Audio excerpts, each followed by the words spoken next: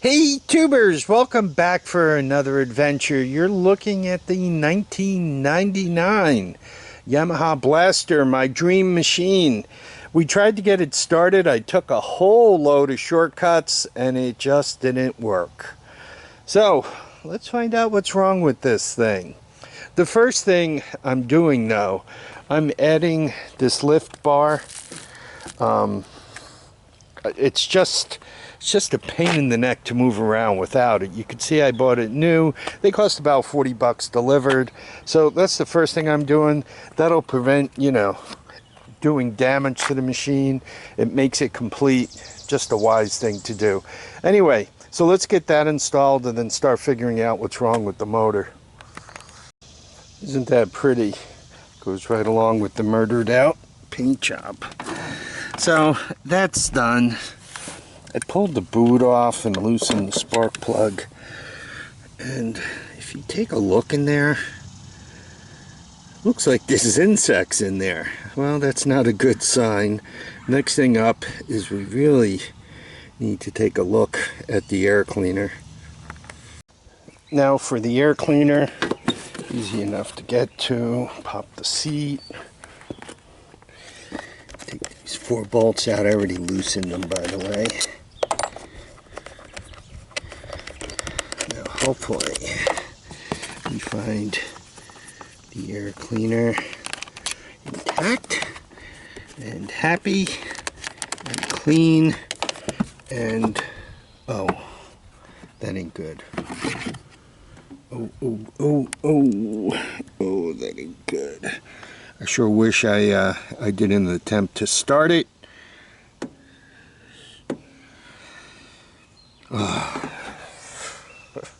Shoot, that just ain't good. Given that a thunderstorm's blowing in, it's time to take this whole thing apart. The air cleaner comes off with the back fenders. And to do that, 1, 2, 3, 4, 5, 6. Then I gotta get these out. And might as well get the carburetor off, get that cleaned up. I'll turn the camera back on when we get inside the carburetor and give it a look. Yeah. I guess I got to go inside, order up an air cleaner for this thing also. I doubt my local shop has it. Well, let me get all that rolling. See you at carburetor time. Here's where the air cleaner plugs into the motor, or plugs into the carburetor. So you can see I got plenty of material there. Then coming over here to the carburetor,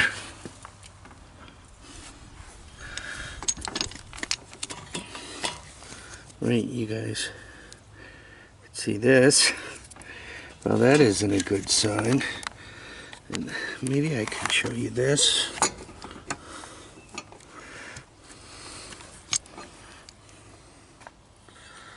Well, that ain't a good sign either. I gotta at least pull this plate off and take a look at. I guess that's the reeds right there. So let's get that apart. Oh God, the mice really messed with my engine here. I gotta call my my buddy Steve. He's got a little potion he mixes up of mouse pellets and peanut butter. I think I'm gonna mix up a whole load of that and put it everywhere. Alright, managed to get the carburetor off. Don't think I broke anything. Got the bolts out. Let's see what kind of trouble we're in. That doesn't look too horrible. That looks very horrible.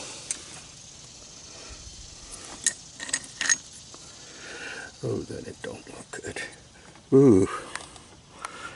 You know, I gave it a few kicks And I gotta tell you, it felt like I was losing compression. You think? And I'm gonna ask you guys what you think I should do. Let me get a flashlight. So hopefully you guys could see some of what's going on.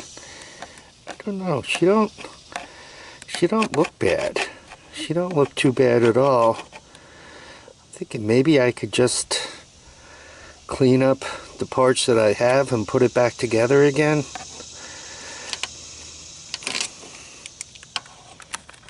Here's the plan. I'm going to clean things up and put them back together again. And this is the first I've ever worked on one of these. So I'm just going to kind of show folks things. And if y'all see any major problems, let me know. I want to get to the point where I can fire this up and have it idle, right? I have an air cleaner on order, and I'll show you how I'm going to get around that. I might hold off a ride until the air cleaner comes in, until I get some feedback on this. I've really cleaned out the intake port. Wasn't that bad. You know, I wiped it out, sprayed a rag with penetrating oil, WD-40, all that stuff, wiped it out again, did it again and again and again until I couldn't get any more particles, anything else nasty out of there. So I'm hoping that's good enough for the intake port. I took this apart and rebuilt it, so I'm hoping that's good enough for that. And it's at a point where I'm gonna kind of tear apart the carburetor. The oil line is, I don't want to mess with that. It seems to be on there in such a way it doesn't want to come off easily. So I'm going to do a rebuild on my knees. That's not going to be any fun. I'm wondering if I should just put a little oil on that. You see, I've never done one of these before, so you kind of learn as you go along. I guess what I'm doing is I'm rebuilding this, and if it doesn't work out, then I'll pop for the parts and do it properly. Hopefully, once again, for some of you guys that have done a bunch of this stuff, if you could tell me if there's anything I'm doing wrong, because this has been my dream machine that's diverted into the nightmare stage, and I just as soon get it back online. I cleaned up the reeds and the intake manifold and put them back together. This is what the inside of the carburetor looks like. Really nice and clean. So I'm not going to go crazy on rebuilding it. I'm just going to clean it up, spritz a little bit, make sure the jet is clear. I'm going to smash that back together. I'm going to be kicking this thing in no time. I look forward to hearing it run. I'm hoping to hear it run. So the whole thing is, well, not the whole thing. It's put mostly back together again. I sniffed around. I could not find any kind of air cleaner to bolt onto that, and quite honestly, even if I put the fenders and all that other stuff, I don't have an air cleaner on it. So I'm going to give it a quick start without. For a lot of two-cycle people, that's like blasphemy. I already put gas into it, right? And this is a cold start, right? Make sure I put the plug on. I tightened up everything there. Yeah, I think I'm ready to go. So let me set up the camera and let's hope for the best. I'm not going to run it for long. I'm probably just going to start it, pop it into gear, and hopefully drive it right out of camera range to its parking spot, and then I'm going to call it done.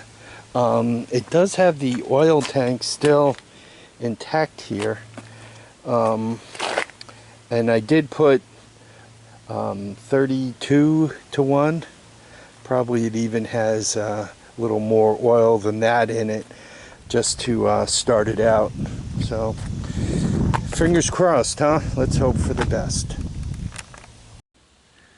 Let's see what it wants to do. Wish me luck.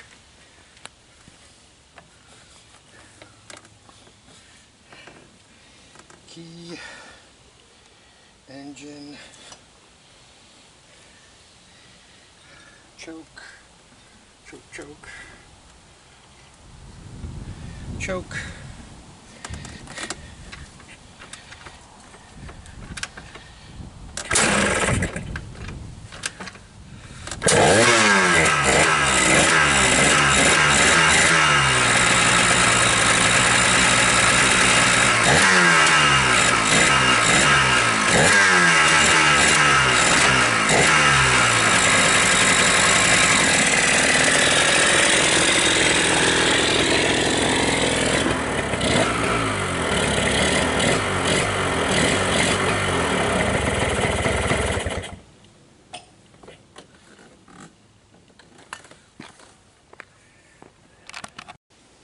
Harvey is a lucky man. I'm really lucky that my engine didn't inhale